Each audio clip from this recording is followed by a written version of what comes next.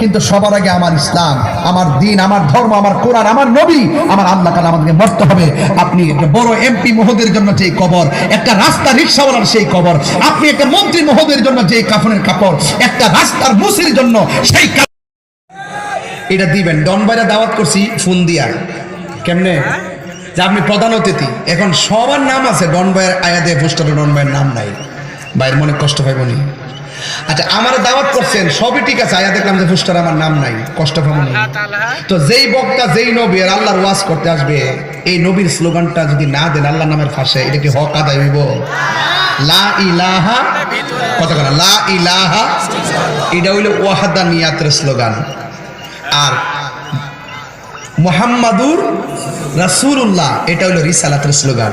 তাওহীদ এবং রিসালাত এই দুইটা স্লোগান দিতে হবে, কারণ আল্লাহর বিরুদ্ধে কথা বললে যেমন করে আমরা সহ্য করব না, ঠিক নবীর বিরুদ্ধে কথা বললে আমরা সহ্য করব না। কথা বলেন ঠিক কিনা? কারণ এই স্লোগানটা যদি আমরা দেই তাহলে কি হবে, যারা যেই সমস্ত নাস্তিকরা আমার নবীর বিরুদ্ধে কথা বলতে চেষ্টা করে তাদের ব্যাপারে তারা সতর্ক হয়ে যাবে যে না, আমরা সকলের ধর্মের মধ্যে বিভাজন নাই। এই যে আল্লাহর স্লোগান লা ইলাহা ইল্লাল্লাহ মুহাম্মাদুর রাসূলুল্লাহ, দুইটা স্লোগান দিবেন, নারে তাকবীর আল্লাহু আকবার, নারে রিসালাত ইয়া রাসূলুল্লাহ দিবেন, এটা হলো আমাদের হক আদায় হবে। কথা বলেন ঠিক না বেঠিক? এদিকে আপনি রাগ করছেন? রাগ করছেন?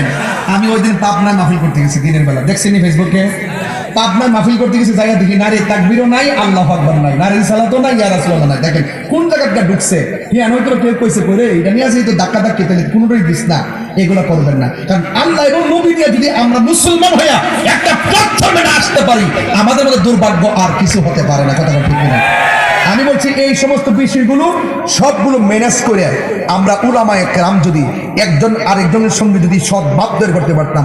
আপনি যদি নারীর ছেলে দেখতে পছন্দ না করেন, আজকে যাওয়ার সময় রংপুর আমরা যদি একটা রুমে বসি, ধরেন না আমাদের আশিম বেরানে বসে বা ডন বেরানে বসি, বৈশা যদি আমি আপনার বলি যে ভাই এই নামটা দিবেন, আপনি যদি বলেন যে দেওয়া যাবে না, কেন দেওয়া যাবে না ব্যাখ্যা করেন, আমি বলবো কেন দেওয়া যাবে, দেওয়া যেতে পারে, দিলে অসুবিধা নাই, আমি ব্যাখ্যা করব।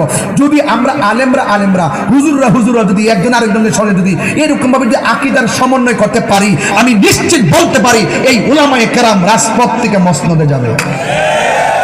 অন্তত পক্ষে কিছু অংশগ্রহণ থাকবে, কারণ আমরা চাই দেশটা সবার বক্তব্য দিচ্ছেন, আমার বক্তব্যটা ভালো লাগছে যে সবার অংশগ্রহণে, সবার মতামতের ভিত্তিতে এই দেশটা সবার, কথা বলেন ঠিক না ঠিক? এই দেশটা কি সবার, কিন্তু সবার আগে আমার ইসলাম, আমার দিন, আমার ধর্ম, আমার কোরআন, আমার নবী, আমার আল্লাহ কাছে আমাদেরকে মরতে হবে।